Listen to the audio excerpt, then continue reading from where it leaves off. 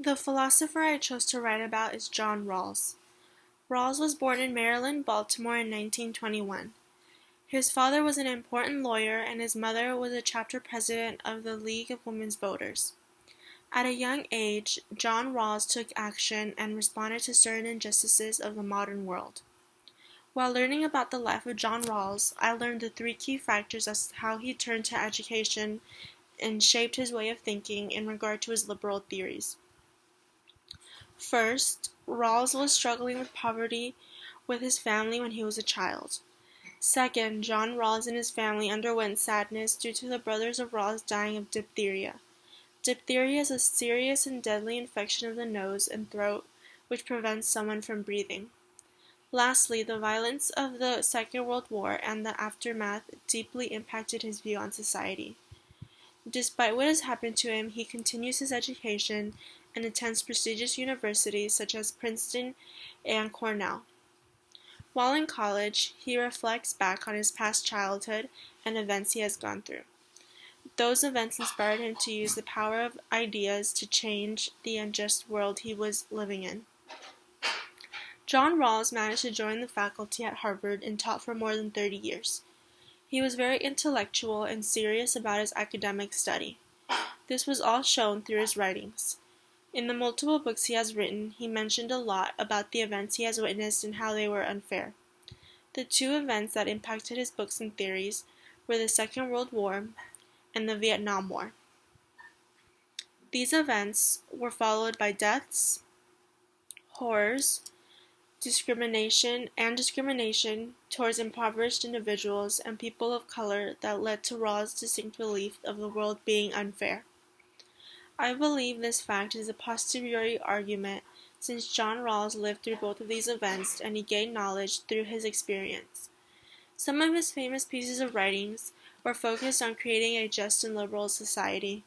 The writings that influenced this point of view are A Theory of Justice, which was written in 1971, Political Liberalism, which was written in 1993, The Law of Peoples, which was written in 1999, and Justice as Fairness, which was written in 2001. John Rawls was a political philosopher in the liberal customs or traditions. While looking into his major writings and creations, I will be analyzing John Rawls' principles on justice as fairness, which was written in 2001.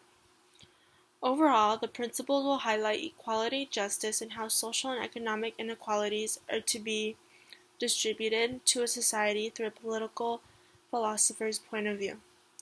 Now, justice as fairness encompasses John Rawls' idea of justice. He summarizes that all humans hold basic equal rights. According to Rawls, the conception of justice aims at a system of social arrangements that doesn't advantage any particular group of individuals at the expense of others. All special goods should be distributed equally and with everyone having what they need. Citizens should not deserve to be born rich or poor. Rawls does not discuss how the special goods should be distributed, but he does focus on how it is unfair if an individual has more or less than someone else. Everyone has a reason to be well off, which means everyone has an explanation to do their best. Justice comes along when there are unequal circumstances, and those circumstances must benefit the people, especially those who do not have a lot. There is a strong preference of equality and reciprocal favor of John Rawls' theory of justice. Furthermore, his two major principles are: the first one is each person has the same indefeasible claim to a fully adequate scheme of equal basic liberties, which scheme is compatible with the same scheme of liberties for all. And the second principle is social and economic inequalities are to satisfy two conditions. The first condition is they are to be attached to offices and positions open to all under conditions of fair equal opportunity. The second condition is they are to be the greatest benefit of the least advantaged members of society, which is also called the difference principle. While saying this, I believe this is a priori argument because Rawls emphasizes how society should be. On a different note, let us look back at the major principles from the book, Justice is Fairness. There are two main principles that will be analyzed and discussed. The first principle, which is each person has the same indefeasible claim to a fully adequate scheme of equal basic liberties, which scheme is compatible with the same scheme of liberties for all. The first principle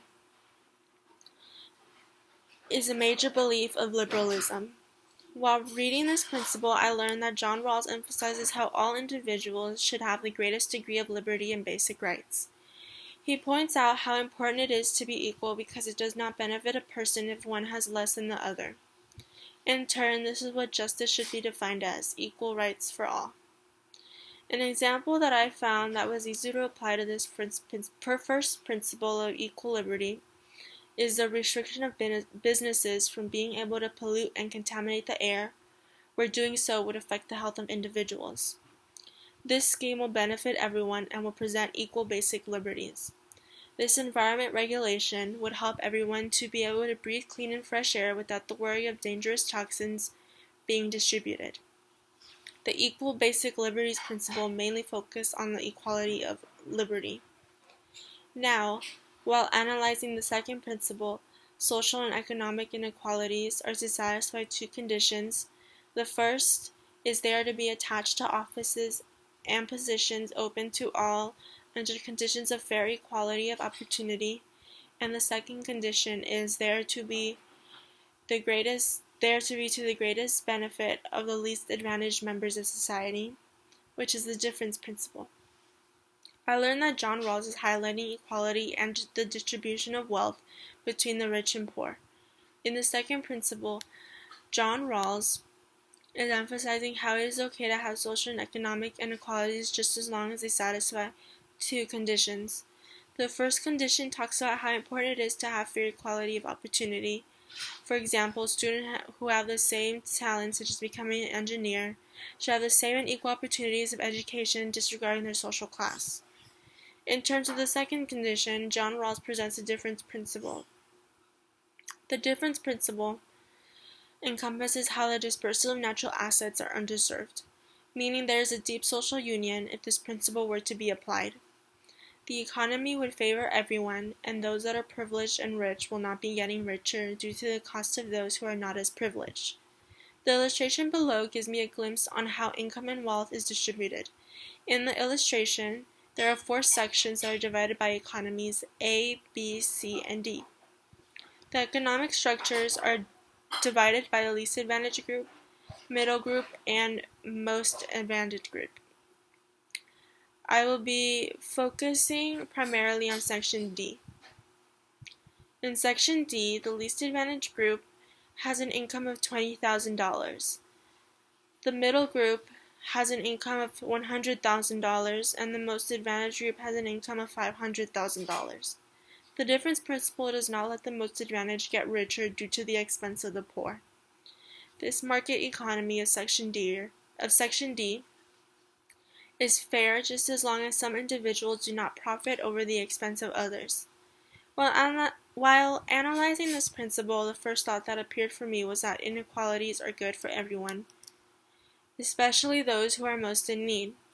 I found the difference principle interesting since inequalities are fair when it works to everyone's advantage. Overall, I felt like the beliefs and theories of John Rawls were very abstract. I found myself at times getting confused as to what the meaning of the principles were. Something I took away from learning about the political philosopher John Rawls is that he emphasized justice and wanted to change the world for good. He wanted there to be equality, and if it did not occur, justice would come and then there would be change. I liked learning about John Rawls because I was exposed to a belief that I was not aware of. Hopefully I can incorporate these certain theories in my life. Thank you.